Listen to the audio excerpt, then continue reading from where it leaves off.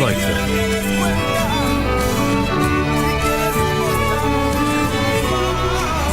Did you want to talk to me?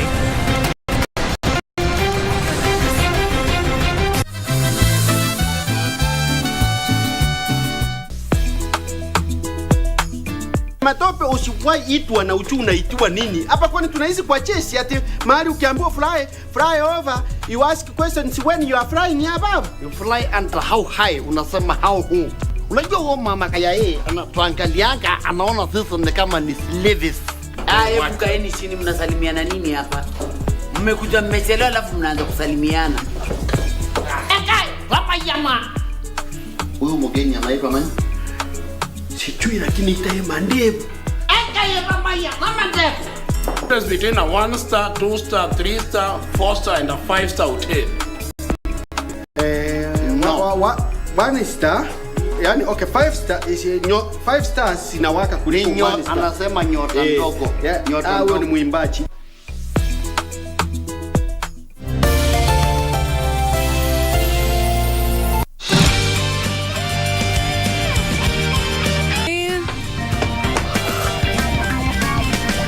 What happened? There's nothing in here you can't find online. And all these headlines just put me to sleep. If anyone tomorrow acts like the intern did, they won't just be leaving the meeting room. How dare he say my makeup choices can't even compare to a discount vendor? He said my costume choices aren't up to red carpet standards. Is that he doesn't like that all of us come across as unambitious. What I hate now is that I have to put on a show for him now. I have to lie to him again and again. I have to convince myself there's only a few more lies left. So then tell him now.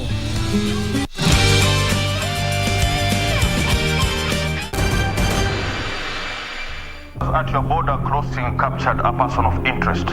Tunaamini kwamba Imran Saidi ndio Burhan's new bomb maker. Tulikuwa na Burhan's new bomb maker na tukamwachilia. Jamaa hakuna itilafu yoyote hapo chini, sawa? Tukishajua pale ameshikwa, proceed with Operation Silent Night. Hii ni lele. Ngoma bado. Wahuen asosono.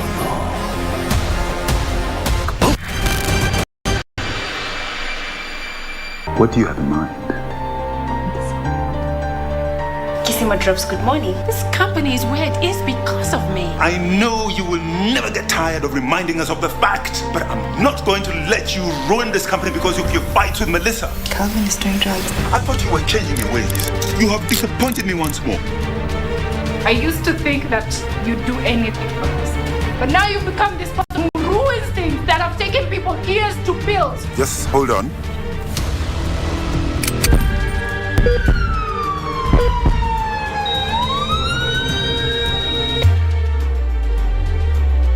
Roger, Istanbul kutoka kwa hii kampuni. Nani mwingine mwenye anaweza faidika financial? Melissa. Tunachunguza mauaji. Unanishuku. This is my company. And no one is going to take away from it. I am taking over this company. Itabidi mimi na tuzane. Tujaze ofisi sawa.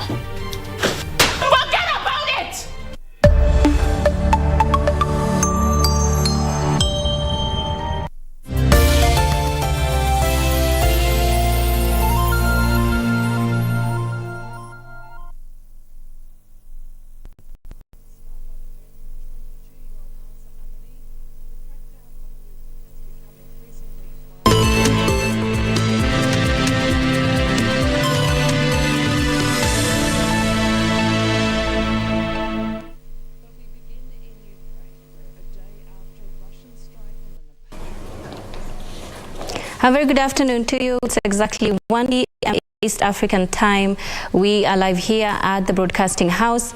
We are also live on Facebook, on YouTube, and on Twitter at KBC Channel 1.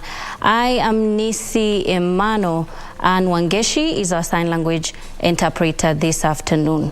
Thank you for joining us. We will be taking you to the Kenya Institute for Curriculum and Development, where earlier today CS for Education Ezekiel Machogu was presiding over the release of the Form 1 placement results. Let's take a look at that. We've been working because education is so key. We don't want you to get information from any other source. We want you to be getting information from myself, my PSS, and my senior officers here. Nancy, the Chief Executive Officer, is going to answer the question on teachers.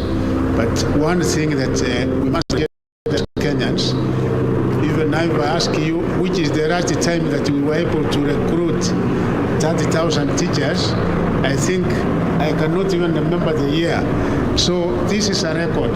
This time, under the new administration, realizing the need that we require enough teachers in order for us to have effective teaching in our secondary and primary schools, the government committed to recruit 30,000 teachers, leave alone the normal that they are also recruiting another 6,000. So the total we are recruiting this year is actually 36,000. And going forward, we will also be recruiting such big numbers.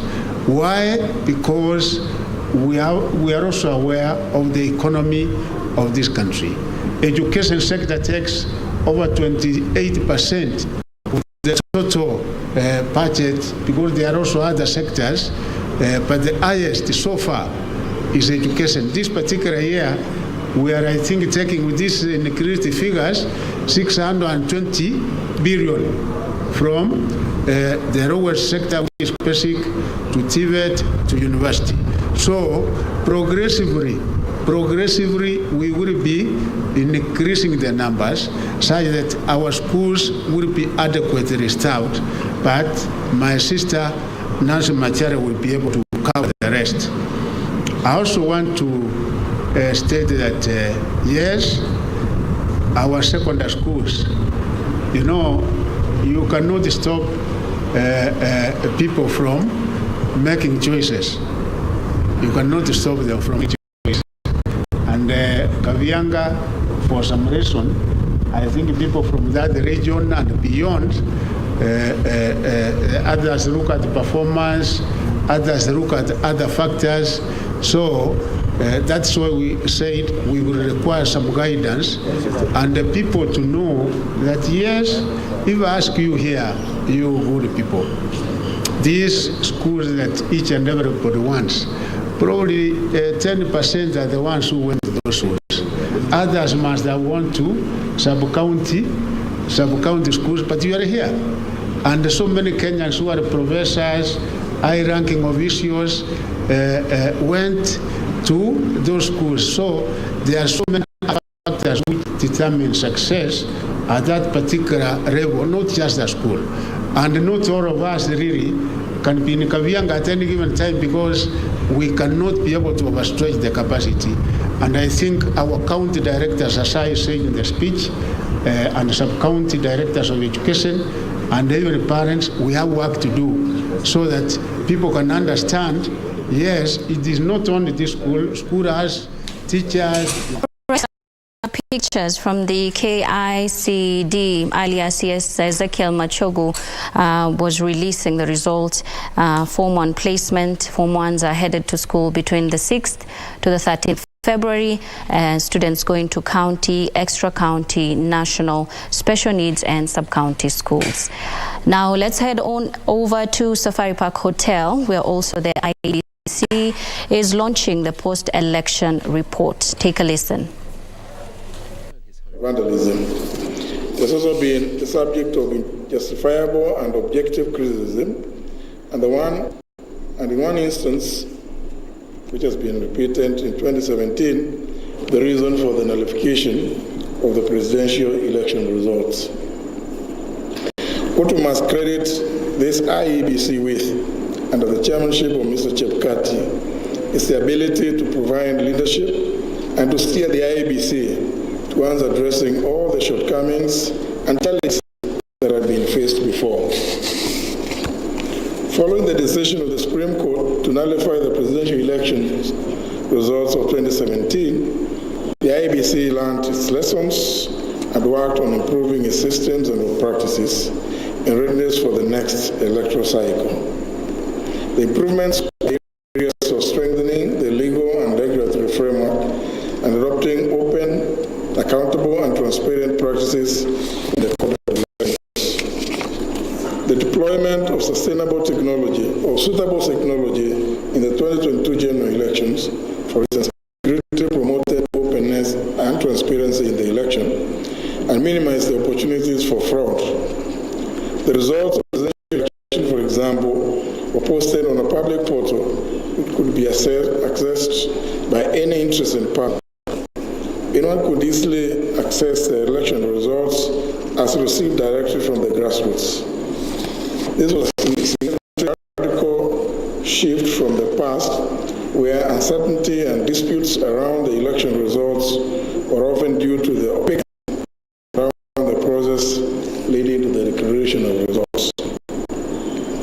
The improved systems and processes were vindicated in the eyes of the election observers, the Supreme Court, in relation to the presidential election result, and above all, the people of Kenya.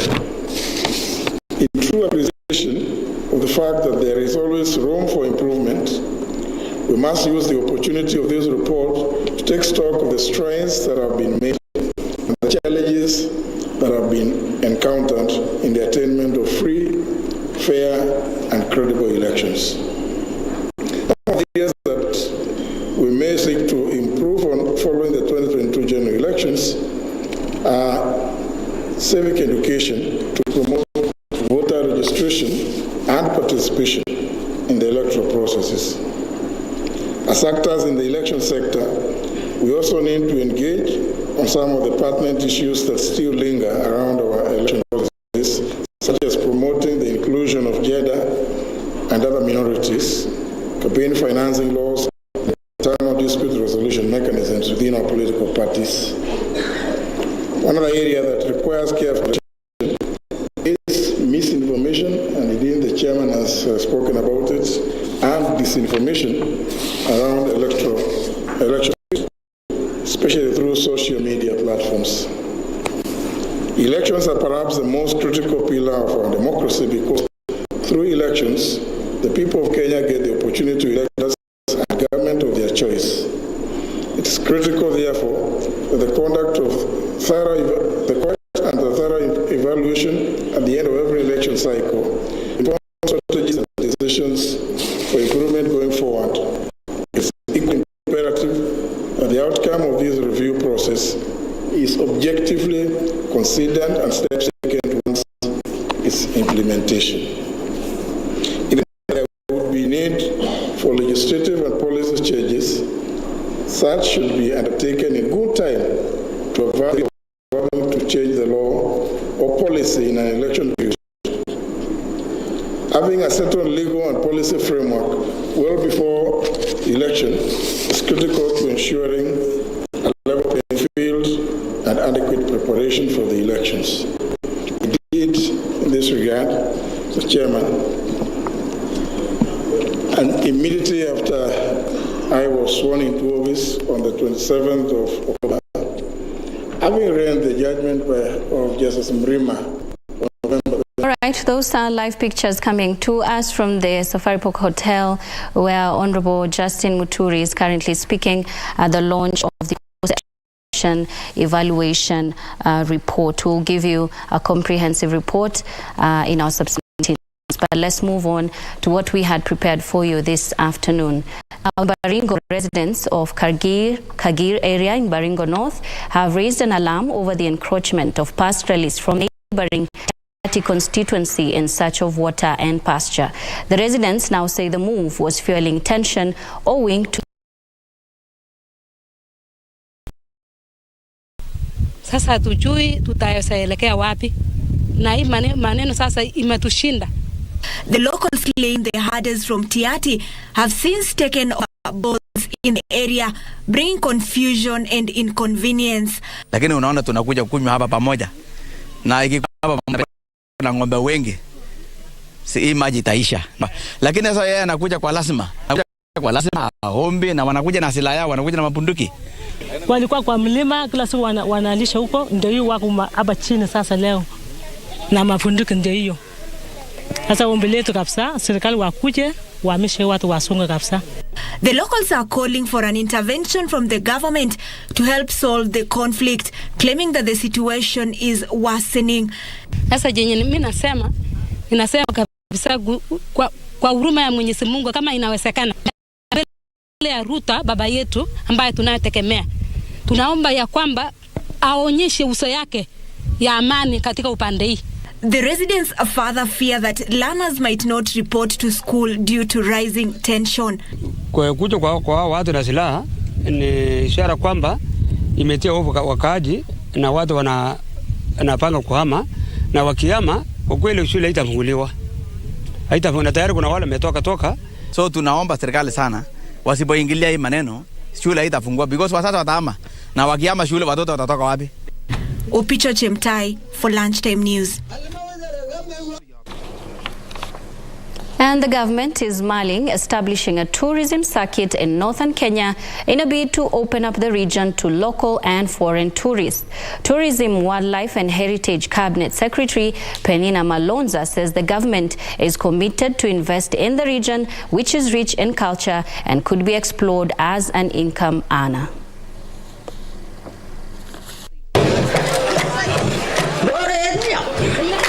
The government has set up museums across all 47 counties to give communities a platform to showcase their rich culture and historical background.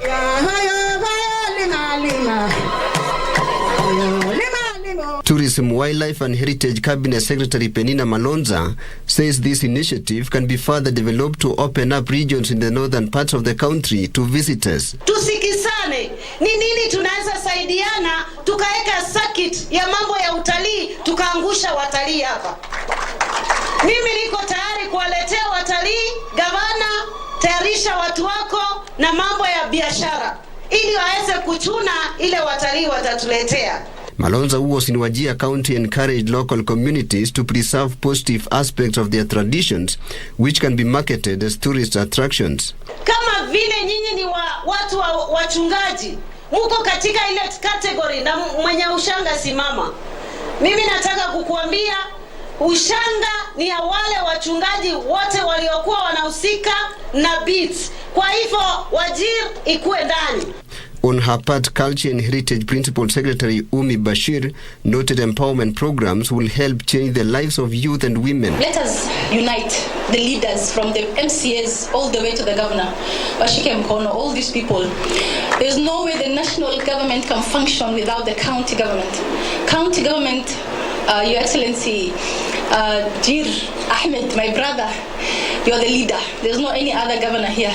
So we look to you to hold their hands, whichever party, whichever tribe, whoever they are. Area Governor Ahmed Abdullahi urged residents to change their mindset from focusing on nomadic lifestyle and seek other opportunities. Livestock industry must cease to be an extractive industry. It must be an active economic activity, and it must attract those with money if we have to change this kind of desperate situation. We must change the game. We must now talk of feedlots. We must scale irrigation. It can't be the 1 acre and 2 acres. And we must produce the food that we eat, or else we will be begging.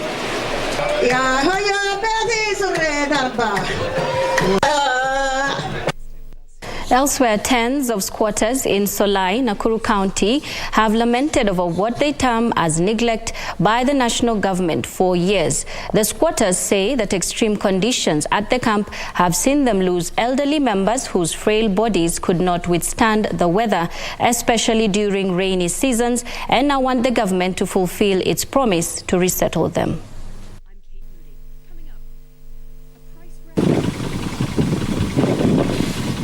Located in the northern part of Nakuru County is this camp, made of tattered polythene and rusty iron sheets, sitting on a 100-meter stretch of road reserve. The camp, which hosts over 30 households whose members have survived the extreme conditions, has been in existence since April 2019, following an eviction of 55 squatter families from the adjacent Ndururumo farm. Mary Ikeno was rendered a total orphan at the camp. This is the only home she knows. A polythene tent with only a fireplace and beddings piled at the extreme end of a heap of soil. She tells us of the predicament that the girls in the camp face, noting that even owning decent clothes is a luxury. Tumeishi barabara muda ya miaka 5 na tunakaa hapa tu, ni Mungu tu tunangojelea na hatuna vile tunaweza fanya, hatuna otherwise. Mtu yote mwenye anapita barabara wakipata chakula yote wanatuletea, si tunakula. Baridi inatupiga, mvua ikinyesha inatunyeshia mpaka kwa manyumba, tunashindwa vile tunalala na watoto. Hana pali pa kuenda kuomba chakula, hawa ni kukaa tu hivi, kuhangaika tu hivi. Hapa iko center, hapa iko chief, hakuna usaidizi. Hapa iko MP, hakuna usaidizi. Nelson Kamar, another squatter, claims they were forcefully evicted from their homes despite obtaining a court order instructing the new owners to allocate them part of the 709 acres of land, which was initially a coffee farm owned by a white settler. 2019 ndio tuliweza kufahamiwa na maofficers na tractor ikabomoa kijiji, demolish, na sasa sisi tukahamia kwa hii kijiji, tukahamia hapa kwa barabara kwa sababu hakuna mahali mtu anaweza enda na hakuna mahali lingine tunajua. Haya malilio yangu kwa serikali iangalie maisha ya watu kwa sababu sisi ni Wakenya kama wale wengine. Maisha yenye tunaishi ni maisha ambaye ni fidhili, maisha ambaye ni haina mwelekeo. Ningeomba inchi na watu ambao wako na utu kuangalia jambo hili kwa kina ndio tuweze kuwa na jawabu. Trevor Ngendo for Lunchtime News. Meanwhile, residents of Doldol Town in Laikipia County can now breathe easy after getting a new hospital built in the area by trustees. The hospital built at the One More Day, a center for girls rescued from early marriage and FGM, will be providing medical services to these residents who have been going through many challenges while seeking treatment. The president of the One More Day organization, George Jiri Pagal, has said that all children will be treated free of charge and adults will be paying a small fee. Laikipia Governor Joshua Irungu has promised to hold this hospital's hand, saying that his government will hire a team of medical practitioners who will be there at all times, as well as allocate government funds to every hospital in this county. Hours 24/7 akiweza kupatia matibabu ya yale yanaweza tokea kutoka kwa hii mji na zaidi sana kutoka hata kule machinani. Wale wanakuja kutoka kule, wakikuja hapa watapata hiyo usaidizi. This clinic going for our children's free and for the local people some cheap money. This calling safe house for our children, but especially for the abused girls and from the early marriage. Kwa hivyo tunashukuru. Pia tunapenda sana kuona maendeleo imefika hapo na dawa nzuri inaendelea vizuri. Kwa hivyo tunashukuru.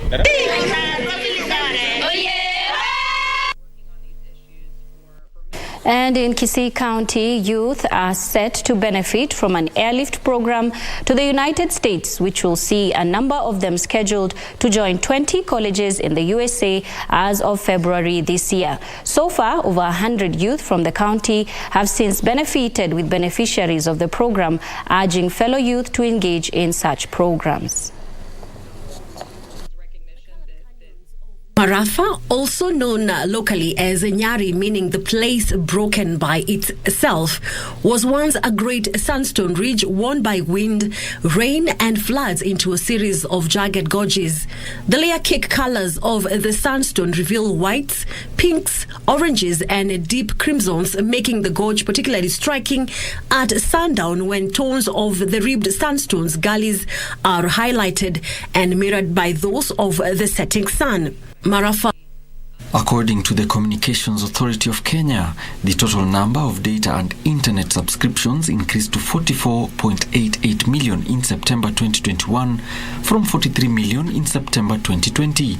Kisii County is part of these numbers, with the youth taking advantage of the internet penetration to seek opportunities. Our program has brought a lot of change and transformation among our students. And our program, we usually pick brilliant students to be part of this worthy cause. The Kenya Airlift program for youths in and out of schools is a program that stakeholders say is gaining traction due to sponsorship to pursue further studies and job opportunities abroad. We assist students in the processes beginning from the application stage, getting them schools to stand in the US until the time for jobs. The schools that we partner with, they offer a big package for our students, which includes scholarships. The county of Kisii is hoping youth grappling with runaway unemployment will benefit from development partners urged to widen their reach. At the same time, parents are being urged to encourage their children towards greater success. But sometimes we are perturbed with the happenings in our areas where we come from, where our kids back at home are not even safe in the hands of their parents. We want to join other leaders in condemning what has been trending in Kisii. Alan Auko, Lunchtime News. In other stories, more than 130 children with disabilities at Eldoret Jawabu Rehabilitation Center in Uasin Gishu County have benefited from facilities constructed by Safaricom and M-Pesa foundations in support of their education and well-being. The M-Pesa Foundation constructed and equipped a physiotherapy room and a dining hall, while Safaricom Foundation built and furnished a 144-bed capacity dormitory. Care of children with cerebral palsy, Down syndrome, hydrocephalus and other physical disabilities. The intervention by the two foundations will enable the facility to increase its capacity to accommodate children living with disabilities and improve the delivery of care. So as Safaricom Foundation and also as M-Pesa Foundation, we've contributed 27 million Kenya shillings to build 2 dormitories, one for boys and one for girls, one dining hall and kitchen, and then a center that allows the kids to undertake physiotherapy. The physiotherapy equipment is also expected to improve the health and well-being of the children. Wamejengea watoto nyumba ya mazoezi, kwa maana ilikuanga changamoto kupeleka mtoto hospitali kama rifaro, unapanga laini, kwa maana na saa zinaenda, wenye watafanywa sio wote saa hiyo, kwa maana tunapata wenye walikuwa hospitali wako huko pia na wenye walikuwa referred wako huko, pamoja na sisi tuko huko. Some of the physiotherapy equipment donated include spine therapy balls, static bicycles, adjustable parallel bars, hospital bed screens, furniture and stationery for staff, among other assorted equipment.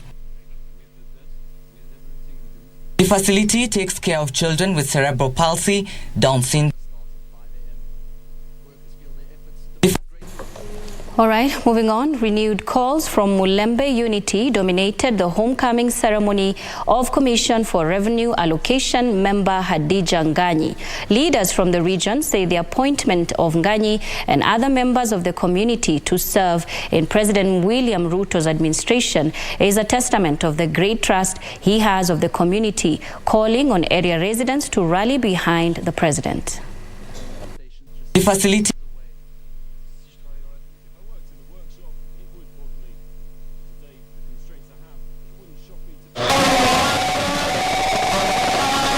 formally appointed a week ago, Hadija Nganyi retreated to her Kakamega base for her Thanksgiving and homecoming ceremony, an event attended by political stalwarts from the area who hailed the president for rewarding Commissioner Hadija, who was a UDA party official in the area.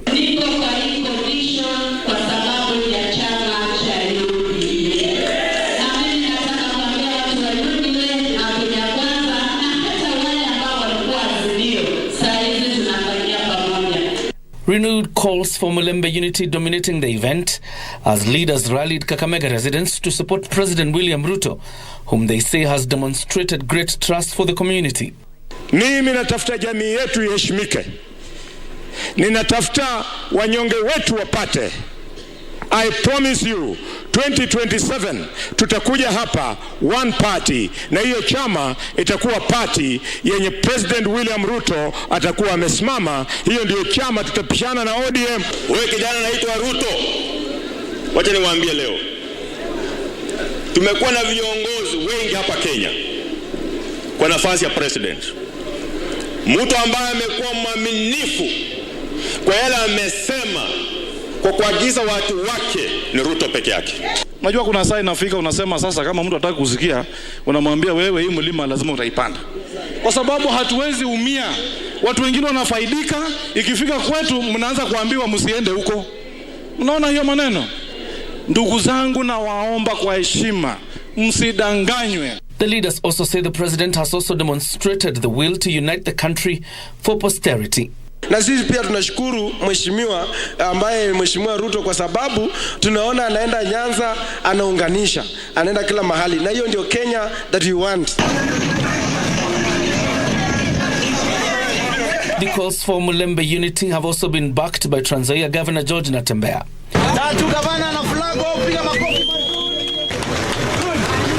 Natembeya, who spoke separately during a function in his county, called on area leaders to bury their differences and sibling competition and bring the community together.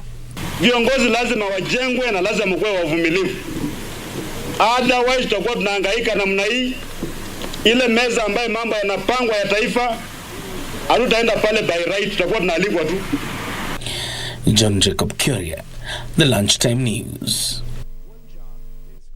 And on matters education, private school proprietors have called on the Competency-Based Curriculum Task Force to ensure the CBC model is uniform across the whole country. They said that consistency is the standard of the curriculum would ensure that all learners undergo equal training regardless of their background, community or region. The school heads added that the new learning model will be imperative in transforming the country's education sector since it's preparing learners to be innovative and to adapt to the latest technological advancements globally.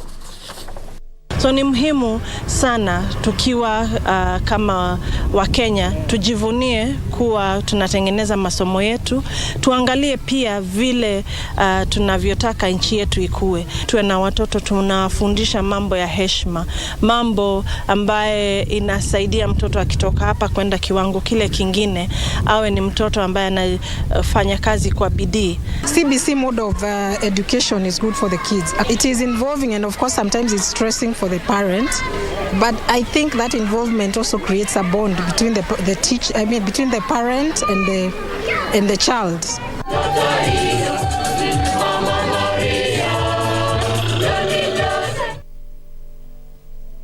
A youth talent search initiative dubbed Talanta ni Kazi has been launched in the 6 sub-counties of Mombasa County. The project is an initiative of Kitaka Foundation, which the Chief Executive Officer, Ali Kitaka, will help tap and develop youth talents in the fields of soca, fashion and modeling. Kitaka pledged to work with the Mombasa County government and the national government to rehabilitate dilapidated stadiums and construct ultra-modern stadiums in Mombasa.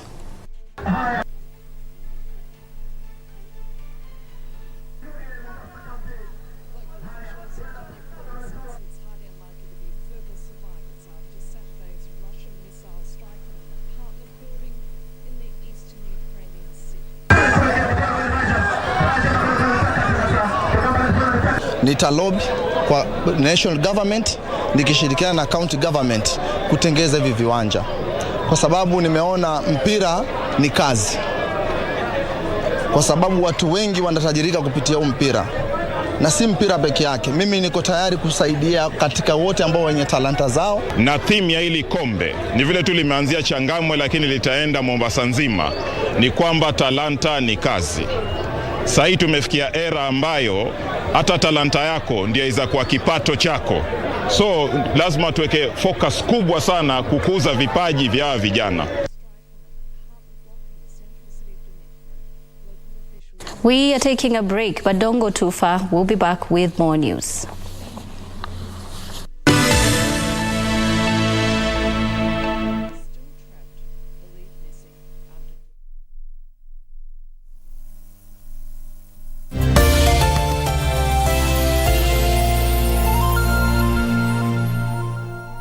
To get Proverbs chapter 3 verse 5 as your skiza tune, dial star 811 star 967 hash. Trust in the Lord with all your heart and lean not in your own understanding. In all your ways, submit to Him, and he will make your path straight. Proverbs chapter 3, verse 5 to 6. To get Proverbs chapter 3 verse 5, dial *811 *967 hash. *811 *967 hash.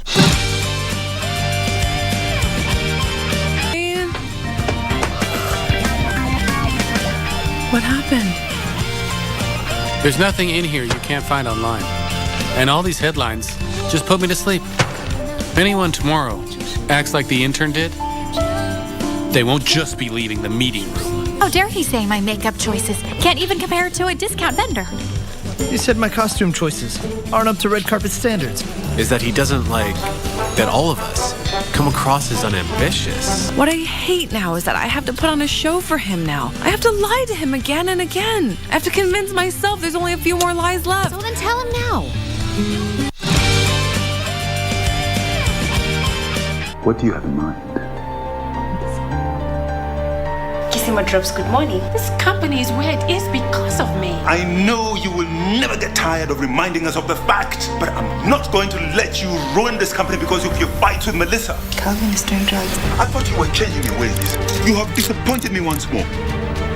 I used to think that you'd do anything for us. But now you've become this person who ruins things that have taken people years to build. Just hold on.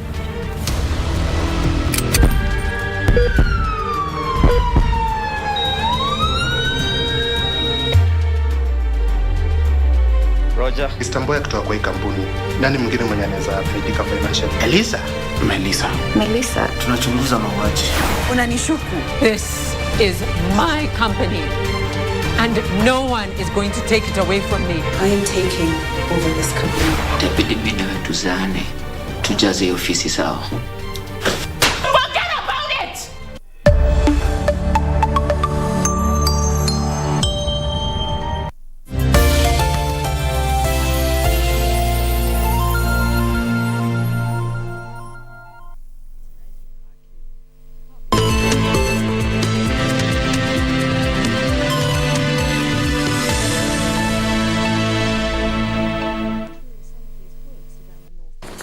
Thank you for staying with us. This is Lunchtime News. Now moving on, school teachers propagating the protection of children against sexual abuse have decried a myriad of challenges that range from the complexity of cases, lack of finances, and the long duration of time taken to conclude court cases. Beacon's Teachers Africa founder, Dr. Joanne Mwende, noted that cases of child abuse were on the rise due to the ravaging drought affecting the country, leading to adults taking advantage of vulnerable children. Mwende called on all stakeholders to join hands to defend the children at all costs, while noting that there is a need to focus on the boy child who has been left behind. The teachers were speaking during a team building session where they had gathered to compare notes on challenges faced in 2022 and plan on how to defend children better in 2023.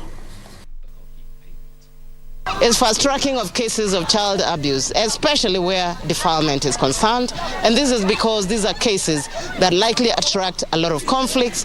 They likely also create a lot of vulnerabilities, increased vulnerabilities for not just the child, but even for the families. And therefore it would help if the courts were faster in resolving these cases, so that at least the case is resolved while the child is still a child. We have some of them, the cases started when the children were children, now they are adults. You don't know whether you're dealing with a child case or you're dealing with a child adult or you're dealing with whatever case. Even though there are many cases of abuse of girls, there are also many cases of abuse of boys, but because of cultural inclinations and the imagination that the man, the boy, should be solid, should be sufficient, then we don't have the boys coming out and complaining. And as a result, we are seeing an increase in cases of children, especially boys, committing suicide. And I believe this has to do with mental health issues. There are many things that are being done to our children, especially rape, remarriages, some cultural activities that teachers handle and help to resolve, either at school or even in courts.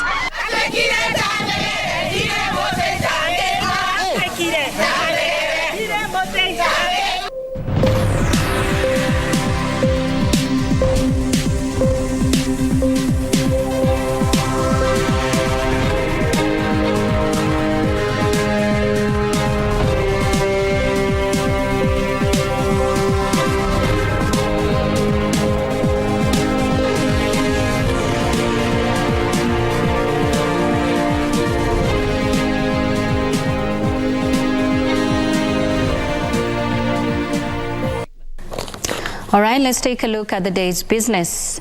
The Marafa Depression, also known as Hell's Kitchen, is an old sandstone canyon outside of Malindi in Kenya. Known commonly as Nyari, Marafa Depression is one of Kenya's hidden gems, and exploring Malindi is incomplete without a visit to the white sandy beaches and Marafa's Hell Kitchen. The colored canyons of Marafa, also known locally as Nyari, meaning the place broken by itself, was once a great sandstone ridge worn by wind, rain and floods into a series of jagged gorges. The layer cake colors of the sandstone reveal whites, pinks, oranges and deep crimsons, making the gorge particularly striking at sundown when tones of the ribbed sandstone's gullies are highlighted and mirrored by those of the setting sun. Marafa Hell's Kitchen is a major tourist attraction site.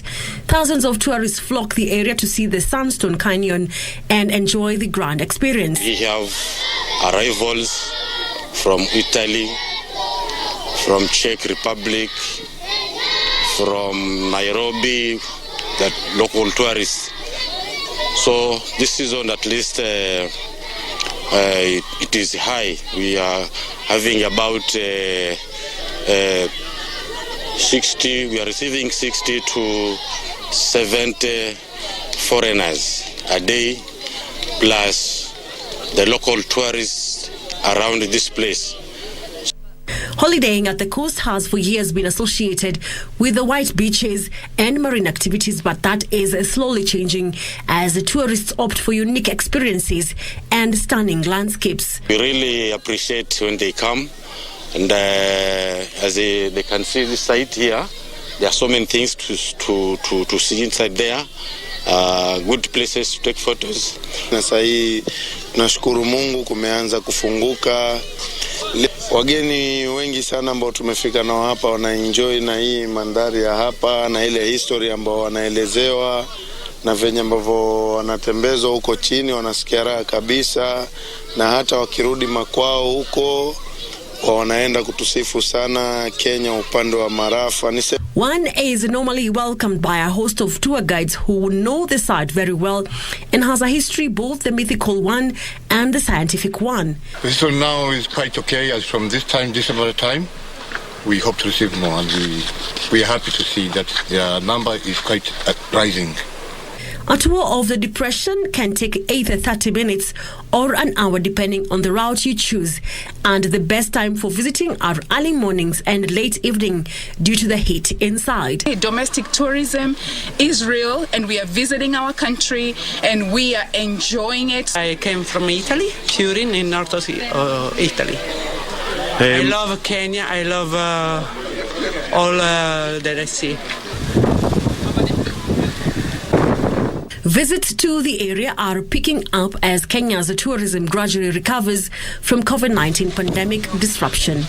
Mary Mujenga for Lunchtime News. Staying with the tourism industry, Kenya's hospitality sector is recovering steadily but slower than industry players expected due to the challenges experienced in the past 2 years, including inflationary pressures, stiff competition and the COVID-19 pandemic. Resultantly, this forced employers to implement tougher measures on work staff to help keep businesses afloat as they sought solutions to help remedy the situation. The beginning of 2022 saw the easing of the COVID-19 restrictions, such as curfews and travel restrictions, that had triggered the industry's recovery. The retraction of the restrictions led to an increase in tourist arrivals in the second quarter of the year compared to a similar period the previous year. In the 9 months ending September, the Tourism Research Institute noted that the number of international arrivals that had jetted into the country totaled 1,063,647. Another factor contributing to the hospitality sector's recovery was the peaceful elections in August. Industry players, however, note that the cost of living crisis is still subduing the sector as it reduces the number of people visiting hotels. A lot has changed since COVID-19, because I can confirm we have been surviving, not really doing business. we have been surviving. The cost of doing business is going up day by day. You find the cost of fuel is going up. You find the cost of foodstuffs is going up. And then, on the contrary, the consumers, the purchasing power is very low.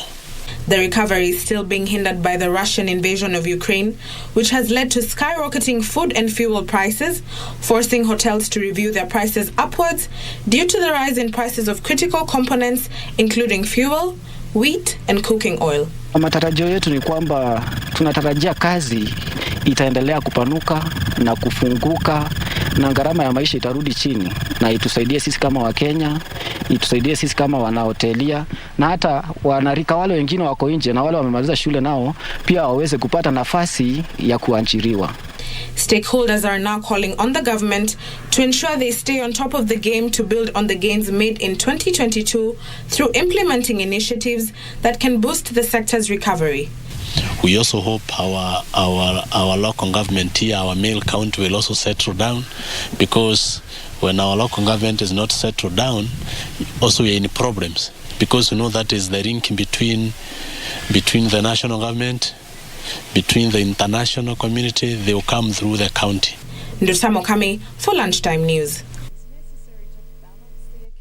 And on the African continent, from 2020 to last year, Nigeria lost at least 8 trillion naira to rent seekers who explore the multiple rates and the foreign exchange market to rip off the country. This comes as the Central Bank of Nigeria continues to dilly-dally on the exchange rate convergence 3 years after it promised the same. Here are the details of this and other stories happening across Africa. Market arbitrage in Nigerian market has widened in the past 3 years from 100 naira per dollar in 2020 to over 400 naira per dollar sometime last year, when the black market rate spiked to 880 naira per dollar. Development institutions, including the International Monetary Fund, are wary of exchange rate differential in excess of 5% and warn that such could trigger unhealthy manipulation that could negatively affect other efforts on market stabilization. From 2020 to 2022, the CBN spent about $42 billion intervening in the foreign exchange market to stabilize the naira. Elsewhere, in Tanzania, the export volume of cotton, pyrethrum, tobacco, avocado, cashews, sesame, lentils, and maize doubled last year, bringing in $765 million. A total of 1.088 million tons of these crops were exported in 2022, compared to 537,472 tons exported in 2021. Attracting $437 million. Other crops, including rice, peas, coffee, and tea, saw a fall in exports, totaling to 515,424 tons. These crops attracted $404 million, bringing to a total of 1.604 million tons of cash crop exports. Finally, in a bid to increase capabilities of facing the repercussions of global crisis, Egypt's government will adopt a 5-year initiative worth 150 billion Egyptian pounds to back the agricultural and industrial production sector, especially by decreasing their loans interest. The total value of proposed initiative is about 150 billion Egyptian pounds, of which about 140 billion pounds will be allocated for financing working capital operations, and the rest will be for financing the purchase of capital goods. On the international scene, the liquefied natural gas exports from the United States to the African Union more than doubled in the first 11 months of 2022 compared with those of the whole year of 2021. The European Union agreed with the US last spring to expand liquefied natural gas imports following its decision to reduce purchases of Russian gas. Here are the details of this and other stories happening around the globe. According to natural gas market report released by the European Commission, the European Union imported 52 billion cubic meters of liquefied natural gas from the US from January to November 2022, compared with 22 billion cubic meters for the whole of 2021. Last month, Germany, a major natural gas consumer in the EU, opened its first floating liquefied natural gas receiving terminal. Earlier this month, the terminal welcomed the first liquefied natural gas carrier from the U.S. Analysts predict that U.S. LNG exports are expected to continue to grow this year in view of Europe's demand to replenish inventories consumed in winter. Meanwhile, India's top 1% owned more than 40.5% of its total wealth in 2021, according to a new report by Oxfam. The report says in 2022, the number of billionaires in the country increased to 166 from 102 in 2020. It says the poor in India are unable to afford even basic necessities to survive. The charity called on India's finance minister to levy a wealth tax on the ultra-rich to tackle this obscene inequality.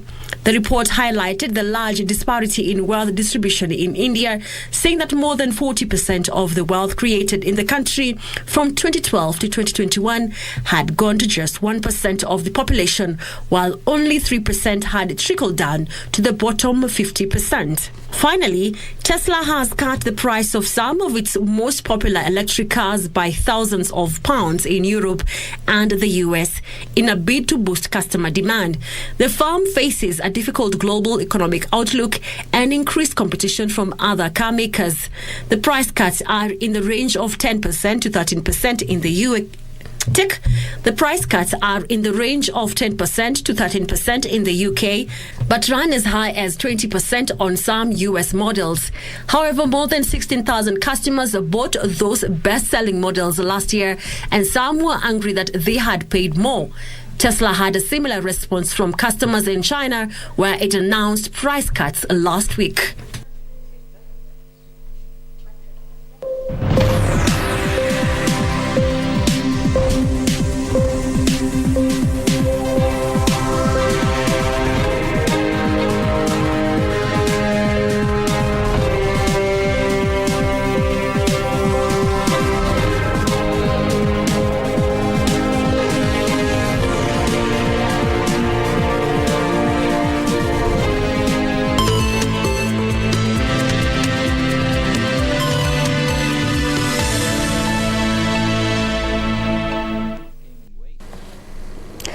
Now, 4 people are yet to be found by searchers after a plane they were involved in an airplane crash, near an airport in central Nepal.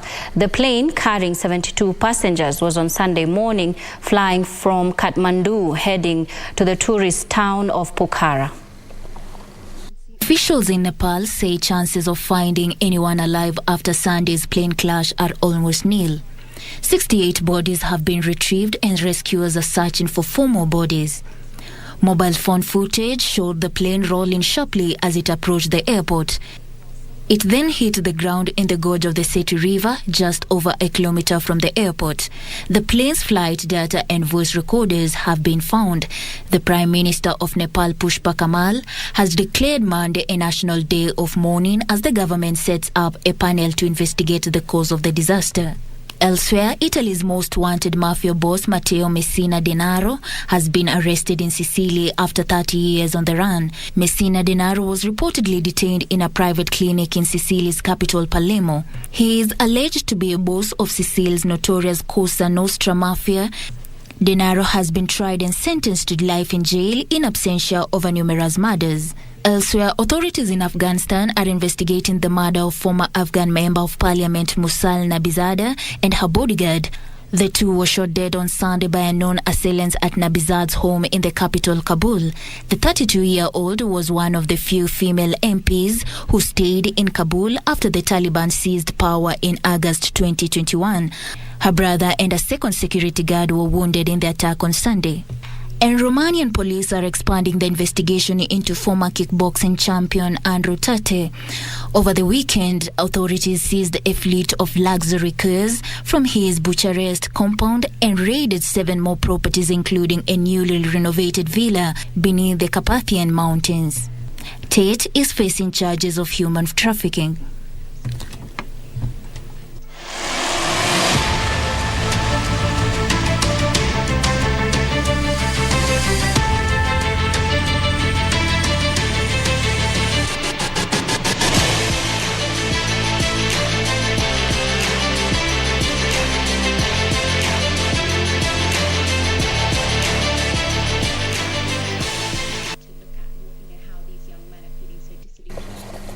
Time for sports. The Kenya National Gun Owners Association GAO team has intensified training in preparation for the IDPA shooting competition that will be held in Kenya at Kirigiti Shooting Range between the 4th and the 9th of April.